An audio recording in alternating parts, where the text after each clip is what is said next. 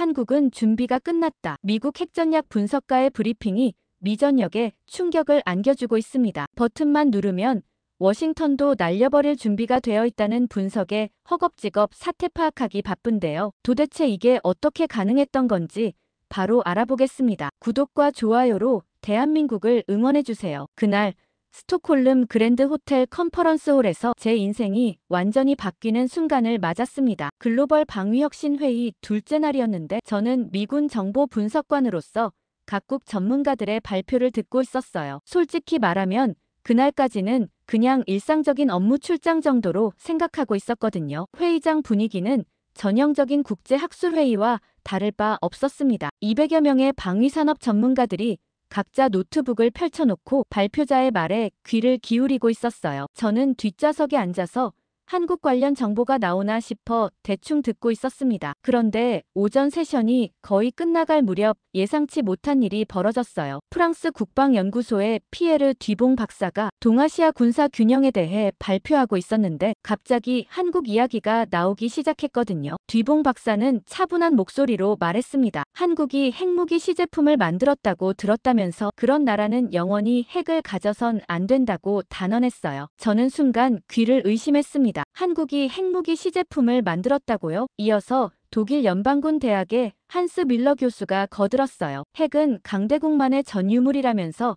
중견국이 손대면 국제 질서를 흔들 수 있다고 우려를 표했습니다. 영국 왕립방위연구소의 제임스 워커 박사도 비슷한 의견이었어요. 한국 같은 나라가 핵무기를 개발하면 지역 안정에 큰 위협이 될 것이라고 걱정했죠. 저는 속으로 코웃음을 쳤습니다. 서구 전문가들의 전형적인 편견이라고 생각했거든요. 한국을 여전히 미국의 보호가 필요한 약소국 정도로 보는 시각이었어요. 실제로 제가 알기로는 한국은 핵무기 개발에 전혀 관심이 없었습니다. NPT 체제를 충실히 준수하는 모범 국가였거든요. 그런데 그 순간 정말 예상치 못한 폭탄 발언이 터졌습니다. 나토 군사위원회 고문인 라스 무켈슨이 갑자기 손을 들고 발언권을 요청했어요. 무켈슨은 평소에도 신중한 성격으로 유명한 사람이었는데 그날따라 표정이 심각해 보였습니다. 무켈슨이 일어서서 마이크를 잡고 말했어요. 한국은 이미 비밀 핵극 초음속 기술을 확보했다고 단언했습니다. 그것도 상당히 확신에 찬 목소리로 말이죠. 회의장은 순간 정적이 흘렀어요. 200여 명의 전문가들이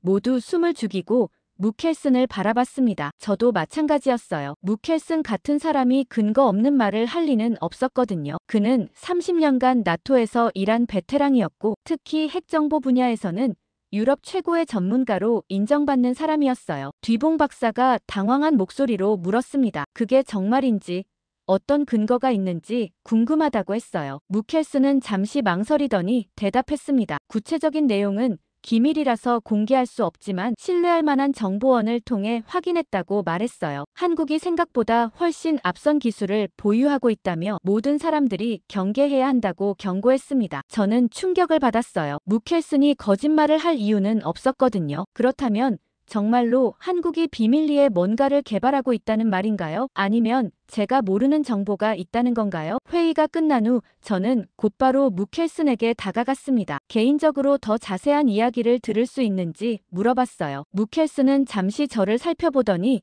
조심스럽게 말했습니다. 공식적으로는 말할 수 없지만 미국 측에서도 관심을 가져볼 필요가 있다고 조언했어요. 한국을 너무 안이하게 보지 말라는 것이었습니다. 그날 저녁 호텔방에서 저는 깊은 고민에 빠졌어요. 과연 한국이 정말로 비밀 무기를 개발하고 있는 걸까요? 아니면 단순한 오해나 과장된 정보일까요? 무켈슨 같은 전문가가 확신을 가지고 말했다는 것은 분명히 뭔가 근거가 있다는 뜻이었어요. 저는 마음속으로 결심했습니다. 워싱턴으로 돌아가면 이 문제를 반드시 확인해 봐야겠다고요. 한국의 실체를 정확히 파악해야 한다는 생각이 들었거든요. 스톡홀름에서 돌아온 지 사흘째 되는 날 저는 워싱턴 국방문서 보관소 지하 2층에 있었습니다. 오전 9시 형광등 불빛 아래서 먼지 냄새가 나는 오래된 파일들을 뒤지고 있었어요. 무켈슨의 말이 계속 머릿속을 맴돌았거든요. 한국이 정말 비밀 무기를 개발했다면 과거에도 뭔가 단서가 있었을 거라는 생각이 들었습니다. 보관소 직원인 로버트 청에게 1970년대부터 1980년대까지 한국 관련 군사, 기술 문서를 모두 찾아달라고 부탁했어요. 로버트는 30년 넘게 이곳에서 일한 베테랑이었는데 어떤 자료든 척척 찾아내는 능력이 있었거든요. 1시간 후 로버트가 두꺼운 파일 박스 3개를 가져왔습니다. 1970년대 후반부터 1980년대 초반까지의 한국 군사 프로그램 관련 문서들이었어요. 저는 천천히 파일들을 뒤지기 시작했습니다. 대부분은 예상했던 대로 미국이 제공한 기술 지원이나 훈련 프로그램에 관한 내용들이었어요. 그런데 1978년 문서 중에서 이상한 걸 발견했습니다. 백곰 미사일이라는 프로젝트 보고서였어요. 제목부터 심상치 않았거든요. 한국이 독자 개발한 미사일에 백곰이라는 이름을 붙였다는 것 자체가 흥미로웠습니다. 문서를 자세히 읽어보니 더욱 놀라웠어요. 사거리 180km, 탄두 무게 500kg이라고 적혀 있었습니다. 1978년 기준으로는 상당히 인상적인 성능이었어요. 당시 한국의 기술 수준을 고려하면 거의 불가능해 보이는 스펙이었거든요. 그런데 정말 충격적인 내용은 문서 마지막 부록에 있었습니다. 핵탄두 장착 가능성이라는 제목 아래 짧은 문장이 적혀 있었어요. 실험 단계에서 보류라고 되어 있었습니다. 저는 순간 소름이 돋았어요. 1978년에 이미 한국이 핵탄두 장착을 고려했다는 뜻이었거든요. 물론 실제로 개발하지는 않았겠지만 적어도 그런 가능성을 염두에 두고 설계했다는 얘기였습니다. 더 놀라운 건 개발 주체였어요. 한국국방과학연구소가 주도했다고 되어 있었는데 미국의 기술 지원은 최소한에 그쳤다고 기록되어 있었습니다. 거의 독자 개발에 가까웠다는 뜻이었어요. 저는 급하게 관련 문서들을 더 찾아봤습니다. 백곰 미사일의 후속 개발 계획이나 실제 배치 여부를 확인하고 싶었거든요. 하지만 1979년 이후 관련 기록은 찾을 수 없었어요. 아마도 극비로 분류되어 다른 곳에 보관되어 있거나 아니면 프로젝트 자체가 중단되었을 가능성이 높았습니다. 점심시간에 저는 동료 분석관인 사라 윌슨과 함께 카페테리아에서 이야기를 나눴어요. 사라는 동아시아 군사 정책 전문가였는데 한국 문제에 대해서는 저보다 훨씬 오래 연구해온 사람이었거든요. 백곰 미사일 이야기를 꺼내자 사라가 놀란 표정을 지었습니다. 그런 프로젝트가 있었냐며 처음 듣는다고 했어요. 하지만 1970년대 후반이면 충분히 가능한 시기였다고 분석했습니다. 당시 한국은 박정희 정권하에서 중화학공업을 집중 육성하고 있었고 군사 기술에도 상당한 투자를 하고 있었거든요. 사라는 또 다른 관점을 제시했어요. 1970년대 말은 카터 행정부가 한국에서 미군 철수를 검토하던 시기였다고 설명했습니다. 한국 입장에서는 미국의 보호에만 의존할 수 없다는 위기감이 컸을 거라고 분석했어요. 그런 상황에서 독자적인 방어 수단을 개발하려 했을 가능성이 충분히 있다는 것이었습니다. 오후에 저는 다시 보관소로 돌아갔어요. 이번에는 1980년대 초반 문서들을 집중적으로 살펴봤습니다. 혹시 백곰 미사일의 후속 개발이나 관련 기술이 다른 프로젝트로 이어졌을 가능성을 찾아보고 싶었거든요. 몇 시간을 뒤진 끝에 흥미로운 문서를 발견했어요. 1981년 작성된 한국 방위산업평가 보고서였는데 한국이 미사일 기술 분야에서 예상보다 빠른 발전을 보이고 있다는 내용이 적혀 있었습니다. 특히 고체 연료 로켓 기술과 유도 시스템 분야에서 독자적인 역량을 축적하고 있다고 평가하고 있었어요. 보고서 작성자는 한국의 장기적 전략 유연성에 주목해야 한다고 경고하고 있었습니다. 장기적 전략 유연성이라는 표현이 묘하게 마음에 걸렸어요. 무슨 의미일까요? 단순히 방어용 미사일 개발을 넘어서는 뭔가를 염두에 두고 있다는 뜻일까요? 그날 저녁 집으로 돌아가는 길에 저는 깊은 생각에 빠졌습니다. 1978년 백곰 미사일 프로젝트는 분명히 중요한 단서였어요. 한국이 오래전부터 독자적인 군사기술 개발에 관심을 가지고 있었다는 증거였거든요. 무켈슨이 말한 비밀 핵극 초음속 기술도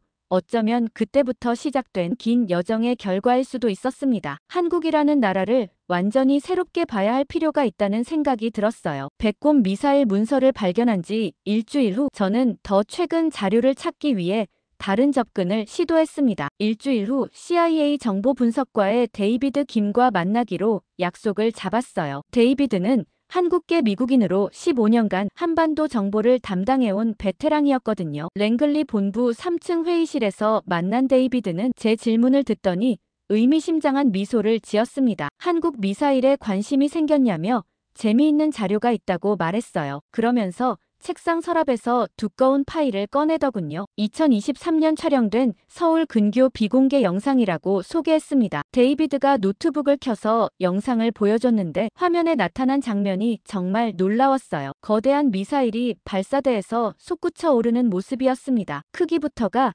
기존에 알려진 한국 미사일들과는 차원이 달랐어요. 데이비드가 설명해주기를 이게 바로 현무포라고 했습니다. 공식 사거리는 800km, 탄두 무게는 2톤이라고 발표됐지만 실제로는 그보다 훨씬 뛰어난 성능을 가지고 있을 거라고 추정했어요. 특히 탄두 부분의 설계가 심상치 않다고 지적했습니다. 영상을 자세히 보니 정말 그랬어요. 일반적인 재래식 탄두와는 형태가 달랐거든요. 더 둥글고 견고해 보였는데 마치 특별한 용도를 염두에 두고 설계한 것 같았습니다. 데이비드는 화면을 일시정지하고 탄두 부분을 확대해서 보여줬어요. 저는 그 모습을 보고 깜짝 놀랐습니다. 제가 몇 년 전에 본 파키스탄 핵탄두 사진과 비슷한 형태였거든요. 물론 확실하게 단정할 수는 없었지만 적어도 그런 가능성을 염두에 두고 설계했다는 느낌이 강하게 들었어요. 더 충격적인 건 발사 과정이었습니다. 미사일이 발사된 후 궤적을 추적해보니 기존 탄도 미사일과는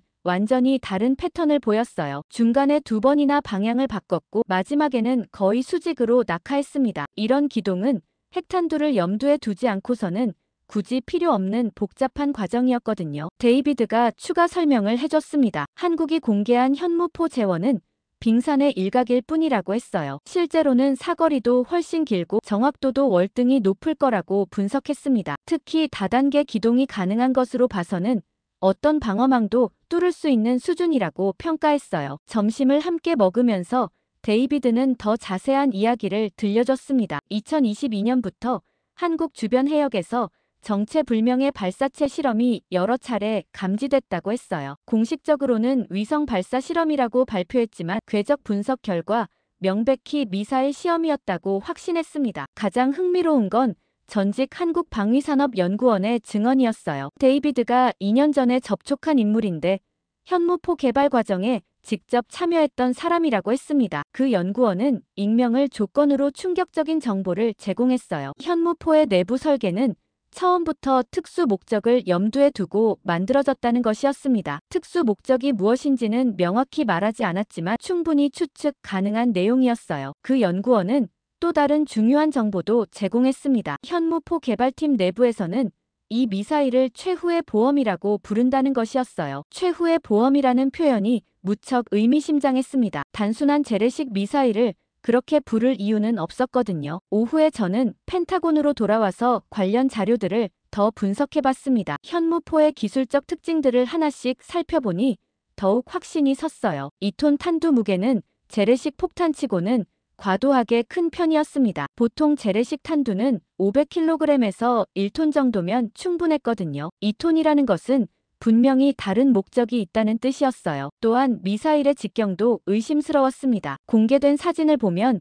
기존 현무 시리즈보다 훨씬 굵었어요. 이는 더 큰 탄두를 수용하기 위한 설계로 보였습니다. 발사 방식도 특이했어요. 콜드런치 방식을 채택했는데 이는 주로 잠수함 발사 미사일이나 특수 목적 미사일에서 사용되는 방식이었거든요. 그날 저녁집에서 모든 정보를 종합해봤습니다. 1978년 백곰 미사일부터 2023년 현무포까지 한국은 45년에 걸쳐 꾸준히 독자적인 미사일 기술을 발전시켜왔어요. 그리고 그 과정에서 늘 특별한 가능성을 염두에 두고 있었던 것 같았습니다. 현무포는 단순한 미사일이 아니었어요. 한국의 장기적 전략 구상이 구현된 결과물이었습니다. 무켈슨이 말한 비밀 핵급 초음속 기술의 실체가 바로 이것일 수도 있다는 생각이 들었거든요. 한국이 공식적으로는 부인하겠지만 실제로는 핵 옵션을 고려한 미사일 시스템을 보유하고 있을 가능성이 높아 보였습니다. 그렇게 현무포 분석을 마친 지 사흘 후 저에게 뜻밖의 기회가 찾아왔습니다. 한국 출장길에 오른 국무부 동료가 흥미로운 제안을 해왔어요. 서울에서 만날 수 있는 특별한 정보원이 있다는 것이었습니다. 한국군 출신으로 현재는 민간 방위 산업체에서 컨설턴트로 일하는 인물이라고 했어요. 익명을 조건으로 만남에 응해줄 의향이 있다고 전해왔습니다. 4월 2일 오후 3시 서울 강남구의 한 조용한 카페에서 그를 만났어요. 50대 중반으로 보이는 남성이었는데 군인 특유의 고든 자세와 날카로운 눈빛이 인상적이었습니다. 편의상 김 대령이라고 부르기로 했어요. 김 대령은 처음에 경계심을 드러냈습니다. 미국 측에서 왜 이런 정보에 관심을 갖는지 궁금하다고 물었어요. 저는 솔직하게 답했습니다. 한국의 실제 방어 능력을 정확히 파악해서 동맹 관계를 더욱 발전시키고 싶다고 설명했어요. 김 대령이 고개를 끄덕이더니 천천히 입을 열기 시작했습니다. 현무포가 전부가 아니라고 말했어요. 그보다 훨씬 강력한 시스템이 비밀리에 개발되고 있다는 것이었습니다. 코드명은 백호 프로젝트라고 했어요. 백호라는 이름부터 심상치 않았거든요. 한국의 상징 동물 중 하나인 백호를 프로젝트명으로 쓴다는 것은 그만큼 중요한 의미를 담고 있다는 뜻이었습니다. 김 대령의 설명에 따르면 백호는 현무포보다 훨씬 큰 규모의 미사일이었어요. 탄두 무게만 9톤에 달한다고 했습니다. 9톤이라는 수치를 듣고 저는 깜짝 놀랐어요. 이는 대륙간탄 도미사일 수준의 탄두 용량이었거든요. 발사 방식도 특별했다고 했어요. 콜드런치 방식을 채택했는데 미사일이 발사관에서 차가운 가스압으로 튀어나온 후 공중에서 점화되는 방식이라고 설명했습니다. 이는 발사 위치를 숨기고 연속 발사를 가능하게 하는 고도의 기술이었어요. 가장 충격적인 건 성능 지표였습니다. 김 대령은 조심스럽게 말했어요. 백호는 기존 미사일 공학 상식을 넘어선 전략적 게임 체인저라고 단언했습니다. 구체적인 사거리나 정확도는 말할 수 없다고 했지만 어떤 목표든 정확히 타격할 수 있는 수준이라고 암시했어요. 더욱 흥미로운 건 개발 배경이었습니다. 김 대령은 2019년부터 본격적인 개발이 시작됐다고 말했어요. 당시 한반도 정세가 불안정해지면서 독자적인 억제력 확보가 시급해졌다는 것이었습니다. 특히 북한의 핵 위협이 커지고 미국의 확장 억제 신뢰성에 의문이 제기되면서 자체 대응 능력이 필요해졌다고 설명했어요. 개발 과정도 흥미로웠습니다. 한국국방과학연구소가 주도했지만 삼성, LG, 한화 등 대기업들이 핵심 부품 개발에 참여했다고 했어요. 특히 반도체와 정밀 가공 기술 분야에서 한국 기업들의 역량이 결정적 역할을 했다고 강조했습니다. 김 대령은 또 다른 중요한 정보도 제공해줬어요. 백호 프로젝트는 단순히 미사일 하나를 개발하는 게 아니라 전체적인 전략 시스템을 구축하는 것이라고 했습니다. 지휘 통제 체계부터 발사 플랫폼, 그리고 목표 선정까지 모든 과정이 통합적으로 설계됐다고 설명했어요. 가장 궁금했던 부분을 조심스럽게 물어봤습니다. 혹시 특별한 탄두를 염두에 두고 개발한 건지 말이에요. 김 대령은 잠시 망설이더니 대답했습니다. 공식적으로는 재래식 탄두용이라고 했지만 설계상 유연성을 고려했다고 말했어요. 유연성이라는 표현이 모든 걸 말해주고 있었습니다. 커피를 마시며 김 대령은 더 자세한 이야기를 들려줬어요. 백호 개발팀 내부에서는 이 미사일을 최종 보험이라고 부른다고 했습니다. 어떤 상황에서든 한국의 생존을 보장할 수 있는 마지막 카드라는 의미였어요. 현무포 연구원이 말했던 최후의 보험과 비슷한 표현이었습니다. 면담이 끝나갈 무렵 김 대령이 마지막 조언을 해줬어요. 한국을 과소평가하지 말라는 것이었습니다. 겉으로는 평화로워 보이지만 내부적으로는 모든 가능성에 대비하고 있다고 경고했어요. 특히 최근 몇 년간 개발 속도가 급격히 빨라졌다고 덧붙였습니다. 그날 저녁 호텔방에서 저는 받은 정보들을 정리해봤어요. 백곰에서 현무포, 그리고 백호까지. 한국은 45년에 걸쳐 체계적으로 독자적 억제력을 구축해왔던 겁니다. 9톤 탄두의 백호는 분명히 단순한 재래식 미사일이 아니었어요. 김 대령이 말한 유연성과 최종 보험이라는 표현이 모든 걸 설명해주고 있었습니다. 무켈슨이 스톡홀름에서 말한 비밀 핵극 초음속 기술의 실체가 점점 명확해지고 있었어요. 한국은 이미 핵시제품 개발 가능성을 넘어서서 실제 운용 가능한 시스템을 갖추고 있을지도 모른다는 생각이 들었습니다. 서울에서 백호 프로젝트 정보를 얻은 지 일주일 후 저는 워싱턴으로 돌아와 더 구체적인 증거를 찾기 시작했습니다. 국방정보청 위성분석과에서 흥미로운 자료를 입수했어요. 2023년 한국의 극초음속 미사일 시험장 관련 위성 영상이었습니다. 분석관 제니퍼리가 보여준 영상은 정말 놀라웠어요. 충남 안흥 일대의 비공개 실험장에서 촬영된 것이었는데 거대한 발사대와 함께 여러 개의 미확인 구조물들이 보였습니다. 가장 인상적인 건 발사 순간을 포착한 장면이었어요. 미사일이 발사된 후 믿을 수 없는 속도로 가속하는 모습이 선명하게 기록되어 있었거든요. 제니퍼가 속도 분석 결과를 보여줬는데 최고 속도가 마하 10을 넘었다고 했습니다. 마하 10이라는 수치에 저는 경악했어요. 이는 현재 미국이 개발 중인 극초음속 무기와 비슷하거나 오히려 더 빠른 속도였거든요. 한국이 언제부터 이런 기술을 보유하게 된 건지 궁금했습니다. 더 자세한 분석을 위해 저는 펜타곤 극초음속 무기 개발팀의 톰 앤더슨 박사를 찾아갔어요. 톰은 20년간 극초음속 기술을 연구해온 최고 전문가였는데 한국 영상을 보고는 깜짝 놀라더군요. 이런 기술 수준에 도달하려면 최소 10년 이상의 연구 개발이 필요하다고 말했습니다. 톰의 분석에 따르면 한국 미사일은 스크램제트 엔진이 아닌 램제트 엔진을 사용한 것으로 보였어요. 이는 더욱 흥미로운 사실이었습니다. 램제트 엔진은 기술적으로는 상대적으로 단순하지만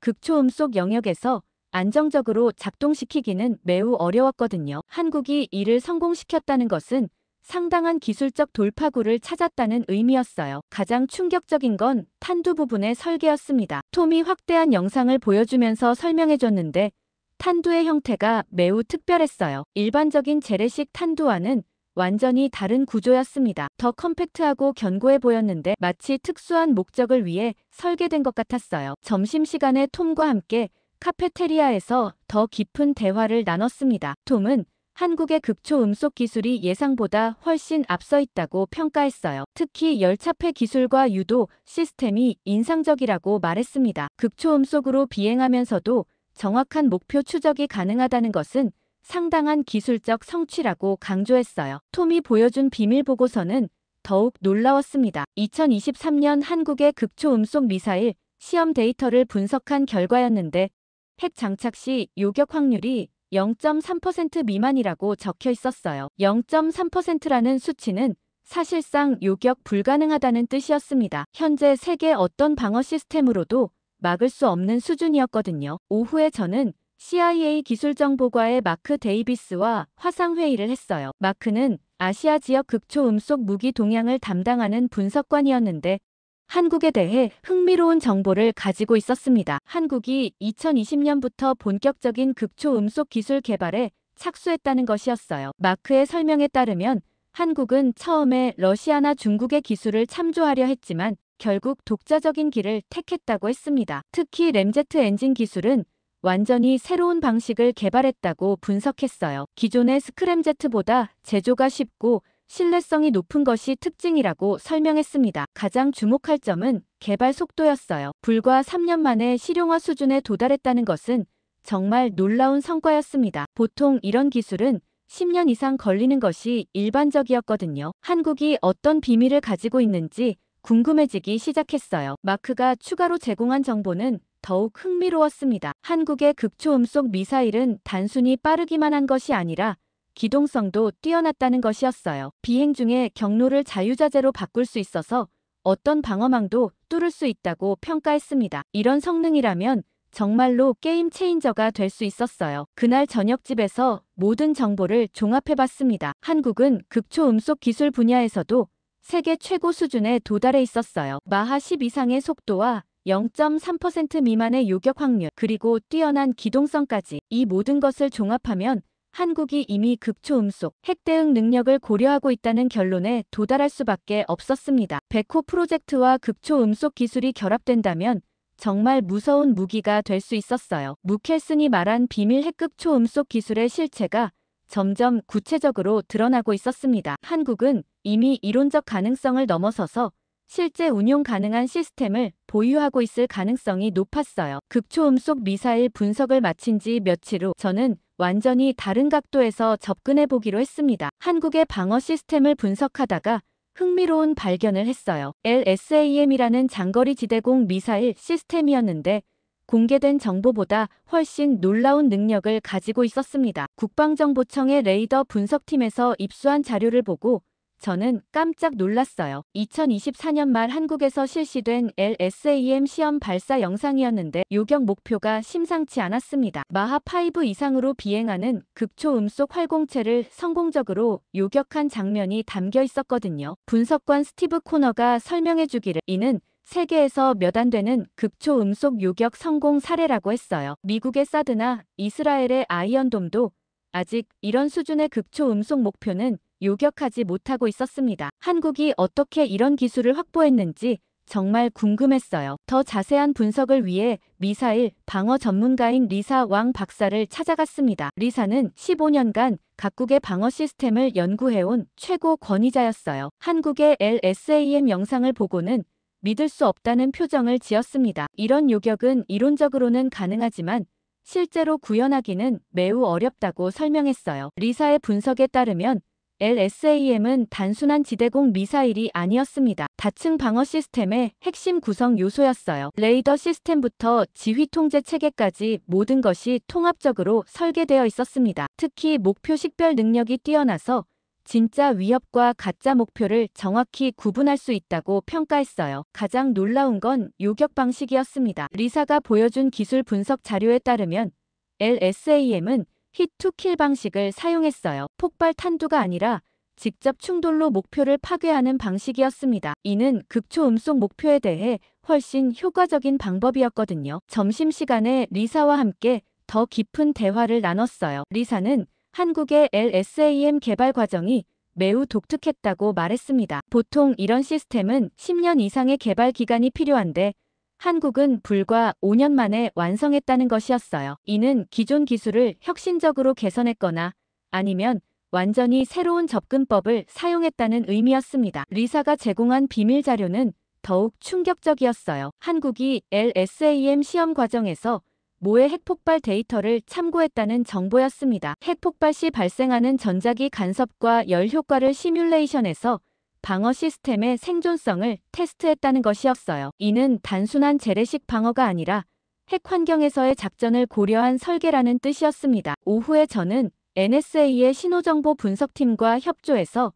더 자세한 정보를 찾아봤어요. 한국의 LSAM 관련 통신 신호를 분석한 결과 흥미로운 패턴을 발견할 수 있었습니다. 시험 발사 때마다 특별한 암호화 통신이 사용됐는데 이는 일반적인 군사 통신보다 훨씬 높은 보안 등급이었어요. 가장 주목할 점은 통신 내용에 포함된 코드명들이었습니다. 백호, 극한 방어, 최종 보루 같은 표현들이 반복적으로 나타났어요. 백호는 이미 김 대령으로부터 들었던 프로젝트명이었고 나머지도 심상치 않은 의미를 담고 있었습니다. 극한 방어와 최종 보루라는 표현은 마지막 수단으로서의 방어를 의미하는 것 같았어요. 신호정보 분석관 데이브 김슨이 추가 설명을 해줬습니다. 한국의 LSAM 운용 계획을 보면 단순한 방공 무기가 아니라는 게 명확했다고 했어요. 핵 공격 상황을 가정한 시나리오가 여러 차례 언급됐다는 것이었습니다. 이는 한국이 핵 위협에 대한 방어 능력을 진지하게 고려하고 있다는 증거였어요. 그날 저녁 모든 정보를 정리하면서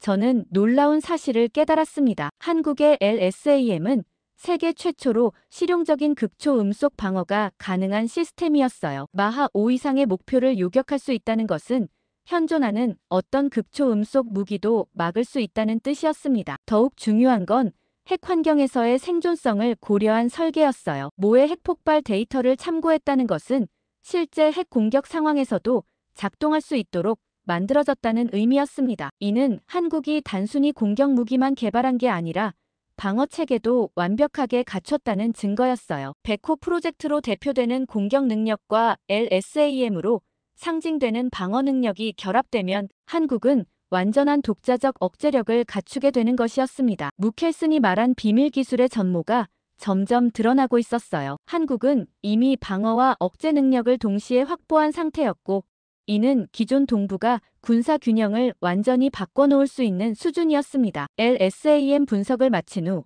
저는 한국의 또 다른 무기 체계에 주목하게 됐습니다. 국방정보청에서 K239 천무 다연장 로켓 시스템에 대한 흥미로운 정보를 입수했어요. 겉보기에는 일반적인 다연장 로켓처럼 보였지만 자세히 들여다보니 심상치 않은 면이 많았습니다. 분석팀장 브라이언 홀이 보여준 자료는 정말 놀라웠어요. 천무의 공식 재원은 사거리 80km, 탄두 무게 200kg이었는데 실제 성능은 그보다 훨씬 뛰어났습니다. 특히 GPS 유도 시스템이 탑재되어 있어서 정확도가 기존 다연장 로켓과는 차원이 달랐어요. CEP가 5m 이내라는 것은 사실상 정밀유도 미사일 수준이었거든요. 더 흥미로운 건 탄두 구조였습니다. 브라이언이 확대한 설계도를 보여줬는데 일반적인 고폭 탄두와는 완전히 다른 형태였어요. 내부가 여러 구획으로 나뉘어 있었고 중앙 부분은 특별한 차폐 재료로 둘러싸여 있었습니다. 이런 구조는 화학탄두나 특수 목적 탄두에서나 볼 수 있는 것이었어요. 점심시간에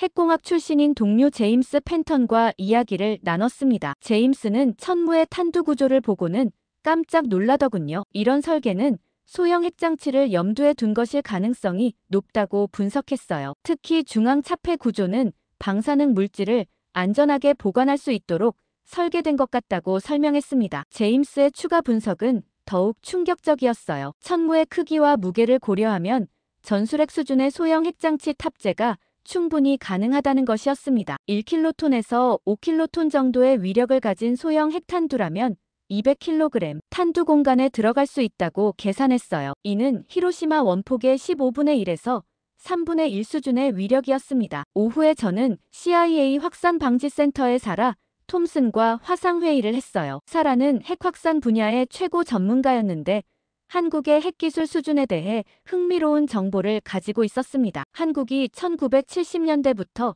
핵기술 연구를 해왔고 현재는 이론적으로 소형 핵장치 제조가 가능한 수준에 도달했다고 평가했어요. 사라의 설명에 따르면 한국은 공식적으로는 핵무기 개발을 포기했지만 핵기술 자체는 꾸준히 발전시켜왔다고 했습니다. 특히 원자력 발전소 운영 경험과 우라늄 농축 기술을 통해 충분한 기술적 기반을 축적했다는 것이었어요. 핵물질 확보 능력도 무시할 수 없는 수준이라고 평가했습니다. 가장 주목할 점은 소형화 기술이었어요. 사라가 보여준 비밀 보고서에 따르면 한국은 2020년경부터 소형 핵장치 설계에 대한 연구를 본격화했다고 추정됐습니다. 컴퓨터 시뮬레이션을 통해 이론적 설계를 완성했을 가능성이 높다고 분석했어요. 실제 제조까지는 아니더라도 언제든지 만들 수 있는 준비를 마쳤다는 뜻이었습니다. 저녁에 추가 자료를 검토하다가 놀라운 사실을 발견했어요. 2023년 한국에서 실시된 천무 발사 실험 중 일부가 특별한 목적으로 진행됐다는 정보였습니다. 위성 영상을 분석한 결과 일반적인 훈련과는 다른 패턴을 보였어요. 발사 후 낙하 지점에서 특별한 방사능 탐지 장비들이 설치됐다는 것이었습니다. 이는 실제 핵물질을 사용하지는 않았더라도 핵탄두모의 실험을 했을 가능성을 시사했어요. 탄도 계산과 폭발 효과를 정밀하게 측정했다는 것은 실제 핵탄두 운용을 염두에 둔 준비 작업이었을 수 있었습니다. 그날 밤 모든 정보를 종합해보니 소름 끼치는 결론에 도달했어요. 천무 다연장 로켓은 단순한 재래식 무기가 아니었습니다. 소형 전술핵모의 발사가 가능한 시스템이었어요. 80km 사거리와 5m 정확도라면 전술적 목표를 정밀 타격할 수 있는 수준이었습니다. 더욱 무서운 건 다연장 시스템이라는 점이었어요. 한 번에 여러 발을 동시에 발사할 수 있다는 것은 광범위한 지역을 순식간에 초토화시킬 수 있다는 뜻이었습니다. 한 개 포대로 12발을 동시에 발사할 수 있었는데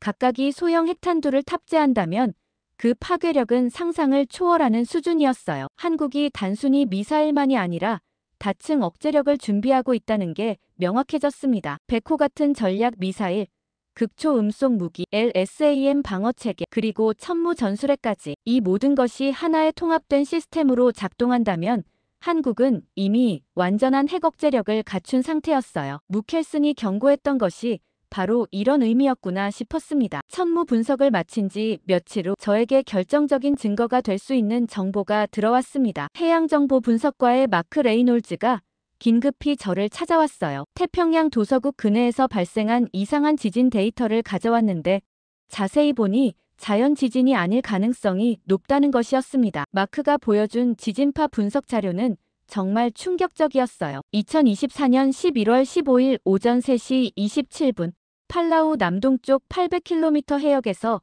진도 4.2의 지진이 발생했다고 기록되어 있었습니다. 하지만 지진파 패턴이 일반적인 자연 지진과는 완전히 달랐어요. 인공 폭발에서나 볼 수 있는 특징적인 파형을 보이고 있었거든요. 더 놀라운 건 진원 깊이였습니다. 정확히 800m 해저에서 폭발이 일어났다고 분석됐어요. 이는 자연 지진으로는 설명할 수 없는 깊이였습니다. 자연 지진이라면 최소 수 킬로미터 이상의 깊이에서 발생해야 정상이었거든요. 800m라는 것은 명백히 인위적인 폭발이라는 증거였어요. 마크는 추가 정보도 제공해줬습니다. 폭발 당시 해당 해역에서 방사능 수치가 일시적으로 상승했다는 것이었어요. 미국 해군의 방사능 탐지 부위가 평소보다 15배 높은 수치를 기록했다고 했습니다. 물론 곧 정상 수치로 돌아왔지만 그 짧은 순간의 스파이크는 명백히 핵 관련 실험의 증거였어요. 점심시간에 저는 전직 CIA 해양 탐사관인 데니스 오브라이언과 만났습니다. 데니스는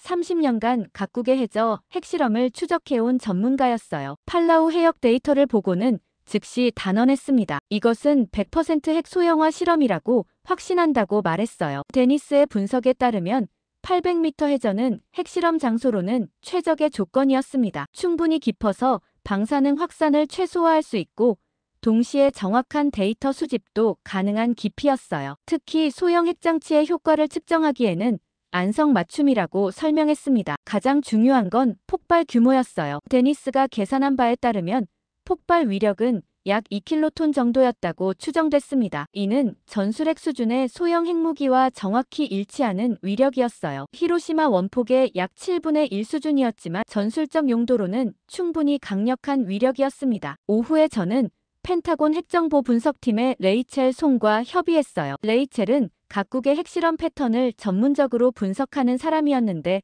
팔라우 해역 사건에 대해 놀라운 정보를 가지고 있었습니다. 해당 시기에 한국 해군의 잠수함 활동이 급증했다는 것이었어요. 특히 폭발이 일어나기 전날인 11월 14일에 한국의 도산 안창호급 잠수함이 팔라우 근해를 지나갔다는 위성 정보가 있었습니다. 시간대를 맞춰보니 폭발 지점에서 불과 50km 떨어진 곳을 항해하고 있었어요. 레이첼이 보여준 위성 영상은 더욱 확실한 증거였습니다. 폭발 당일 새벽 2시경 한국 잠수함에서 뭔가를 투하하는 모습이 포착됐어요. 크기로 봐서는 어뢰나 소형 잠수정 같은 것이었는데 1시간 30분 후에 정확히 그 지점에서 폭발이 일어났습니다. 이는 우연의 일치로 보기에는 너무나 정확한 타이밍이었어요. 저녁에 모든 데이터를 종합 분석해봤습니다. 800m 해저 폭발, 2킬로톤 위력, 일시적 방사능 상승, 한국 잠수함의 의심스러운 활동, 이 모든 것을 연결해보면 한국이 해저에서 소형 핵장치 실험을 실시했다는 결론 외에는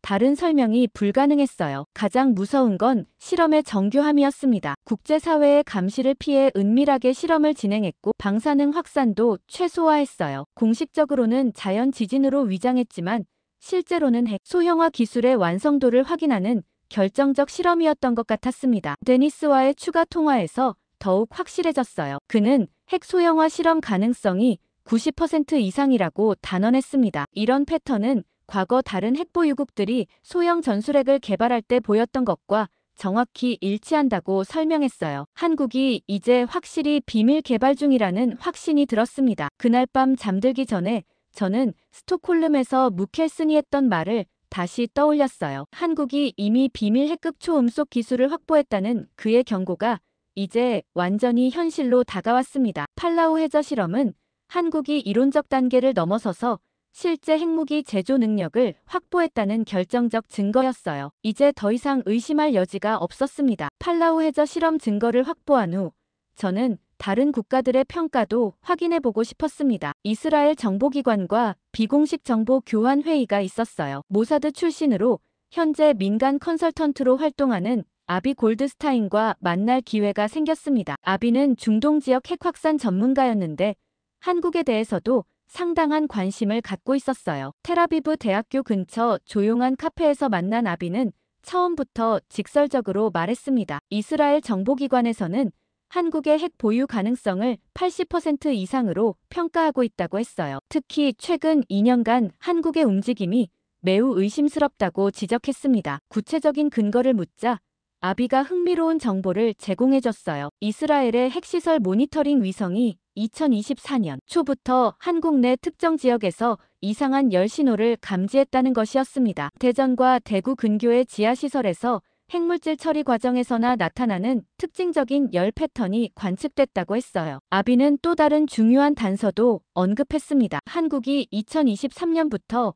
우라늄 농축 관련 장비를 은밀하게 수입하고 있다는 정보였어요. 공식적으로는 원자력 발전 소용이라고 했지만 실제로는 무기급 농축이 가능한 고성능 장비들이었다고 분석했습니다. 이런 장비들은 평화적 목적으로는 과도한 성능이었거든요. 점심시간에 아비는 더욱 놀라운 이야기를 들려줬어요. 2024년 말 이스라엘 국방부에서 한국을 잠재적 핵보유국으로 분류하기 시작했다는 것이었습니다. 공식 문서에는 기록되지 않았지만 내부적으로는 이미 핵무기를 보유한 것으로 간주하고 대응 계획을 수립하고 있다고 했어요. 이는 이스라엘이 핵 문제에 대해서는 세계에서 가장 민감한 국가라는 점을 고려하면 매우 의미 있는 평가였습니다. 오후에 저는 런던으로 이동해서 영국 국제전략연구소의 제임스 윌리엄스 박사와 만났어요. 제임스는 20년간 아시아 군사 동향을 연구해온 최고 권위자였는데 한국에 대한 분석 보고서를 작성 중이라고 했습니다. 그의 초안을 보니 정말 놀라웠어요. 제임스의 보고서에는 한국이 2025년 현재 5개에서 10개의 핵탄두를 보유하고 있을 가능성이 높다고 적혀 있었습니다. 특히 소형 전술핵 분야에서는 이미 실용화 단계에 도달했을 것으로 추정한다고 평가했어요. 극초음속 운반체와 결합하면 현존하는 어떤 방어 시스템으로도 막을 수 없는 수준이라고 분석했습니다. 제임스가 제공한 유럽 각국의 평가도 비슷했어요. 프랑스 군사학교에서는 한국을 사실상의 핵보유국으로 분류하기 시작했고 독일 연방정보청도 한국의 핵 능력에 대해 높은 관심을 보이고 있다고 했습니다. 특히 나토 내부에서는 한국이 독자적 핵 억제력을 확보하면서 미국 의존도가 줄어들 가능성을 우려하고 있다고 설명했어요. 저녁에 파리로 이동해서 프랑스 국방연구재단의 피에르 마틴 박사와 만났습니다. 피에르는 스톡홀름 회의에서 한국 핵무기 개발을 비판했던 그 사람이었어요. 하지만 개인적으로 만나서 들은 이야기는 공개 발언과는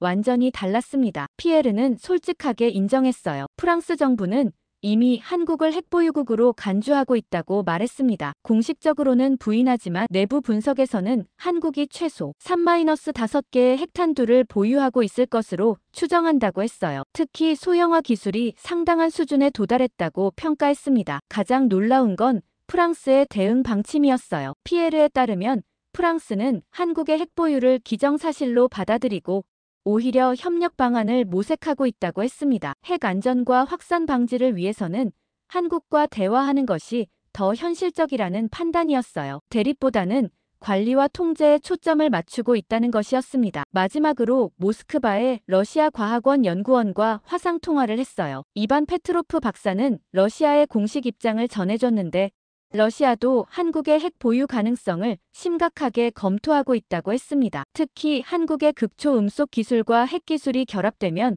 러시아 극동 지역에도 위협이 될 수 있다고 우려를 표했어요. 그날 밤 호텔에서 모든 정보를 정리해봤습니다. 이스라엘 80%, 영국 추정 5개에서 10개, 프랑스 인정 3개에서 5개, 러시아 심각한 검토. 주요 선진국들이 모두 한국의 핵 보유를 기정사실로 받아들이고 있었어요. 더 이상 가능성이나 추측의 단계가 아니라 현실로 인정하고 대응책을 마련하는 단계였습니다. 무켈슨이 스톡홀름에서 경고했던 것이 이제 국제사회의 공통된 인식이 되어가고 있었어요. 한국은 이미 비공식적인 핵보유국으로 분류되고 있었고 각국은 이를 전제로 한 새로운 전략을 수립하고 있었습니다. 외부에서도 확증은 어렵지만 전략적으로는 이미 경계 대상이 된 상황이었어요. 유럽에서 각국 전문가들의 의견을 수집한 후 저는 워싱턴으로 돌아와 중요한 보고를 해야 했습니다. 2025년 5월 15일 펜타곤 지하 3층 비밀회의실에서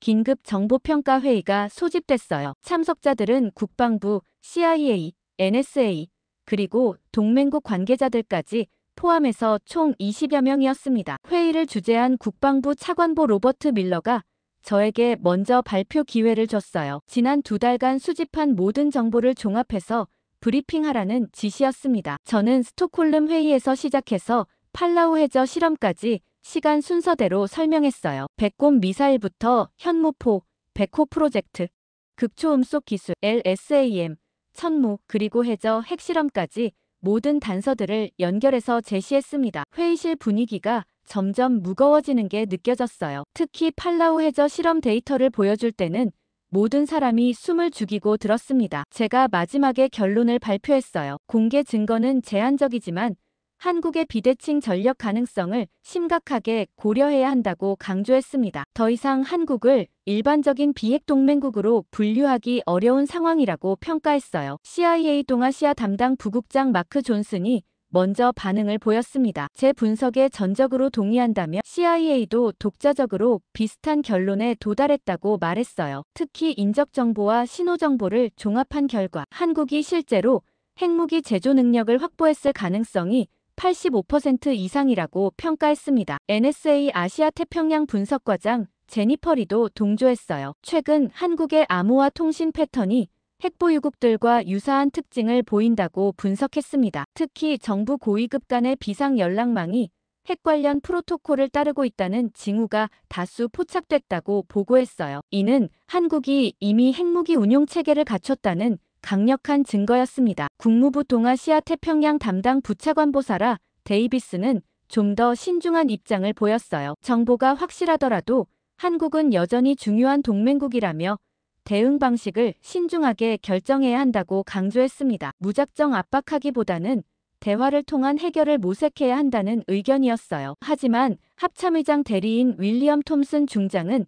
강경한 입장을 나타냈습니다. 한국의 핵무기 보유가 확실하다면 동북아 군사 균형이 완전히 바뀐다며 우려를 표했어요. 특히 일본과 대만이 연쇄적으로 핵무기 개발에 나설 가능성을 경고했습니다. 미국의 확장 억제 체계 자체가 근본적으로 재검토되어야 한다고 주장했어요. 영국 국방부 연락관 데이비드 클라크는 유럽의 입장을 전달했습니다. 나토 회원국들도 한국의 핵 보유를 기정사실로 받아들이기 시작했다며 이제는 관리와 통제에 초점을 맞춰야 한다고 조언했어요. 완전한 봉쇄보다는 제한적 협력을 통해 확산을 방지하는 것이 현실적이라는 의견이었습니다. 일본 방위성 연락관 다나카 히로시는 더욱 직접적으로 우려를 표했어요. 한국의 핵무기가 일본을 겨냥할 가능성도 배제할 수 없다며 일본 자체의 대응 능력 강화가 필요하다고 말했습니다. 특히 한일 관계가 악화될 경우 한국의 핵무기가 일본에게 직접적인 위협이 될 수 있다고 경고했어요. 회의 중반쯤 국방부 정보차관 리사 왕이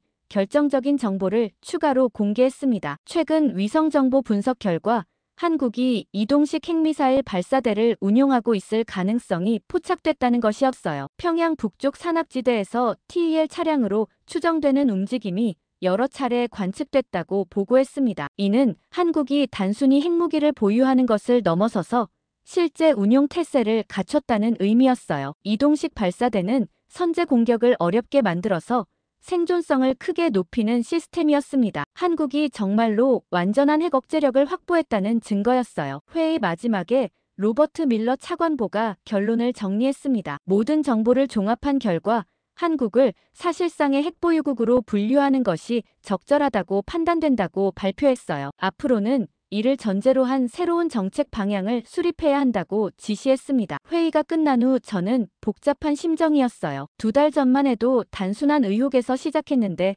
이제는 미국 정부 차원에서 공식적으로 인정하는 단계까지 왔습니다. 한국이 정말로 비밀리에 핵무기를 개발해서 실제 운용하고 있다는 것이 거의 확실해졌어요. 무켈슨이 스톡홀름에서 했던 경고가 완전히 현실이 된 셈이었습니다. 이제 미국은 한국을 어떻게 상대해야 할지 근본적으로 재검토해야 하는 상황에 직면했어요. 고위 회의가 끝난 후 저는 며칠간 모든 수집 정보를 최종 분석하는 시간을 가졌습니다. 2025년 5월 20일부터 사흘간 펜타곤 지하 분석실에서 혼자 작업하면서 퍼즐의 마지막 조각들을 맞춰봤어요. 벽면에 붙인 한국 지도 위에 모든 정보를 표시하고 연결선을 그어가며 전체 그림을 그려봤습니다. 1978년 백곰 미사일부터 시작해서 2025년 현재까지 47년간의 발전 과정이 한눈에 들어왔어요. 한국은 정말 치밀하고 체계적으로 독자적 억제력을 구축해왔더군요. 단순히 핵무기 하나를 만든 게 아니라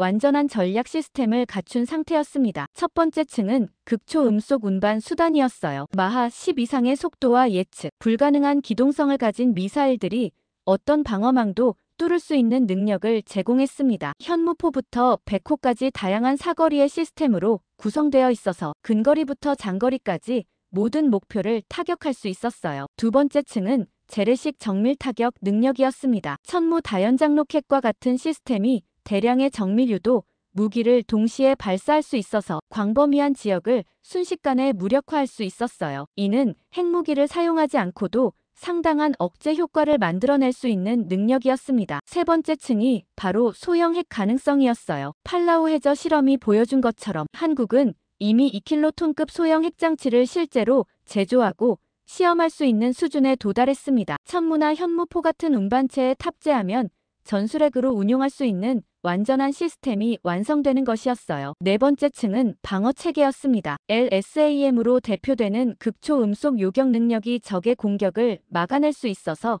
보복 능력을 보장해줬어요. 공격과 방어를 동시에 갖춘 완전한 억제 시스템이었습니다. 가장 놀라운 건 통합 운용 능력이었어요. 모든 시스템이 하나의 지휘 통제 체계 하에서 조율되어 작동할 수 있도록 설계되어 있었습니다. 이는 단순히 무기를 보유하는 것을 넘어서서 실제 전략적 억제력으로 활용할 수 있다는 의미였어요. 위성 영상을 다시 분석해보니 더욱 확실해졌습니다. 한국 전역에 분산 배치된 지하시설들이 모두 연결되어 있었어요. 대전의 지휘부에서 강원도의 발사기지까지 통합된 네트워크를 구축하고 있었습니다. 심지어 잠수함 기지와도 연결되어 있어서 해상 발사 능력까지 확보한 상태였어요. 통신 패턴 분석도 중요한 단서를 제공해줬습니다. 한국 정부 고위층 간의 비상통신망이 핵보유국들과 동일한 프로토콜을 사용하고 있었어요. 특히 대통령과 국방부 장관, 합참의장을 연결하는 삼중 보안 라인은 명백히 핵무기 사용 결정을 위한 체계였습니다. 이런 시스템은 핵무기가 없다면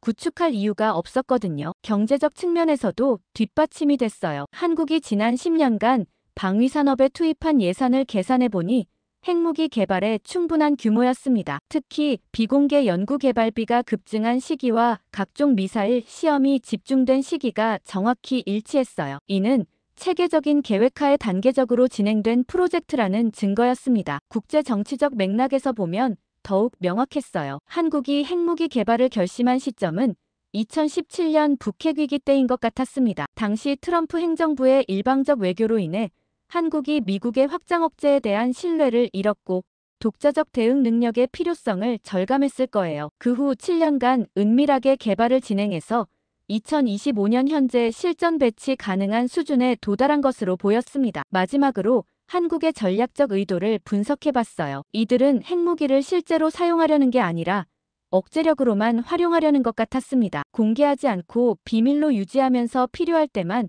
암시하는 전략을 택하고 있었어요. 이스라엘의 모호한 억제 전략과 비슷한 접근법이었습니다. 사흘간의 분석을 마치고 나니 결론이 명확해졌어요. 한국은 극초음속, 재래식, 소형 핵 가능성까지 다층 억제력을 갖춘 상태였습니다. 더 이상 미국의 보호가 필요한 약소국이 아니라 독자적인 전략적 자율성을 확보한 중견 강국으로 변모했어요. 전략적 결론은 분명했습니다. 한국을 과소평가해서는 절대 안 된다는 것이었어요. 앞으로 미국은 한국을 동등한 파트너로 인정하고 새로운 관계를 구축해야 할 상황에 직면했습니다. 종합 분석을 완료한 후 저는 이 모든 정보를 어떻게 처리할지 고민에 빠졌습니다. 2025년 5월 25일 상급자들과의 회의에서 분석 보고서를 공개할지 말지에 대한 격론이 벌어졌어요. 국방부는 즉시 공개해서 국제사회의 관심을 환기시켜야 한다고 주장했지만 국무부는 한미 관계 악화를 우려해서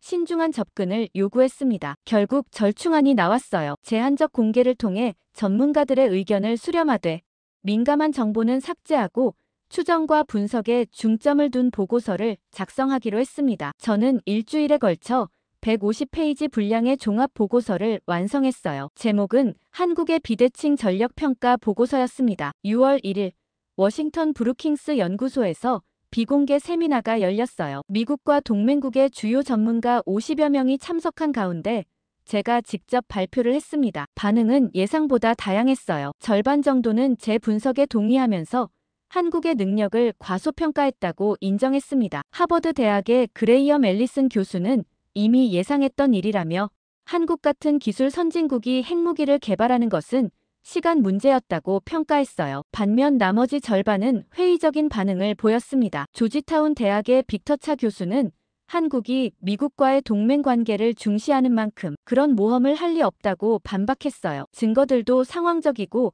추정에 의존한 것이 많다며 성급한 결론이라고 비판했습니다. 가장 흥미로운 반응은 전직 정부 관료들로부터 나왔어요. 전 국방부 차관 애슈턴 카터는 이미 정부 내부에서도 비슷한 우려가 제기되고 있었다고 인정했습니다. 다만 확실한 증거가 없는 상황에서 섣불리 대응하기는 어렵다는 입장을 밝혔어요. 전 CIA 국장 존 브레너는 더욱 직설적이었습니다. 정보기관 차원에서는 한국의 핵개발 가능성을 몇 년 전부터 검토해왔다고 털어놨어요. 하지만 정치적 고려 때문에 공개적으로 논의하기 어려웠다고 설명했습니다. 세미나 후 언론 반응도 엇갈렸어요. 워싱턴 포스트는 일면에 대서특필하면서 한국의 숨겨진 핵 능력에 대한 심층 분석 기사를 실었습니다. 뉴욕타임스도 사설을 통해 한국 문제를 진지하게 검토해야 한다고 주장했어요. 반면 월스트리트 저널은 확실하지 않은 정보로 동맹국을 의심하는 것은 부적절하다는 입장을 보였습니다. CNN과 FOX 뉴스에서는 전문가 토론이 연일 이어졌어요. 보수적인 전문가들은 한국을 압박해야 한다고 주장했고, 진보적인 전문가들은 대화를 통한 해결을 강조했습니다. 하지만 공통점은 한국 문제를 더 이상 무시할 수 없다는 인식이었어요. 국제 반응도 즉시 나타났습니다. 일본 정부는 한국의 핵개발 가능성에 대해 깊은 우려를 표명했어요. 아베 전 총리는 일본도 독자적 방어 능력 강화를 검토해야 한다고 발언해서 파장을 일으켰습니다. 중국은 한반도 비핵화 원칙을 재확인하면서 관련국들의 신중한 대응을 요구했어요. 러시아는 동북아 군사 균형 변화를 우려한다며 지역 안정을 위한 대화 필요성을 강조했습니다. 가장 민감한 반응은 한국에서 나왔어요. 한국 정부는 즉시 공식 반박 성명을 발표했습니다. 핵무기 개발은 전혀 사실이 아니며 한국은 NPT 체제를 충실히 준수하고 있다고 강조했어요. 일부 언론 보도는 추측과 편견에 기반한 것이라며 강력히 항의했습니다. 하지만 한국 내부 반응은 복잡했어요. 보수 언론들은 국가 기밀이 유출된 것에 대해 우려를 표했고, 진보 언론들은 미국의 감시와 의심에 대해 비판적 논조를 보였습니다. 일반 국민들 사이에서는 오히려 자부심을 느끼는 반응도 나타났어요. 한국이 세계적인 군사기술을 보유했다는 소식에 일부는 긍정적으로 받아들였습니다. 그 후 몇 주간 저는 각종 매체 인터뷰와 추가 설명에 쫓겼어요. 제 의견은 일관되게 하나였습니다. 한국의 비밀 개발 능력은 과장될 수 있지만 전략적으로 경계가 필요하다는 것이었어요. 완전히 무시하기도 어렵고 과도하게 대응하기도 어려운 상황에서 신중한 모니터링이 최선이라고 생각했습니다. 9월까지 이어진 논란을 통해 한 가지는 확실해졌어요. 한국에 대한 국제사회의 시각이 완전히 바뀌었다는 것이었습니다. 더 이상 단순한 미국의 동맹국이 아니라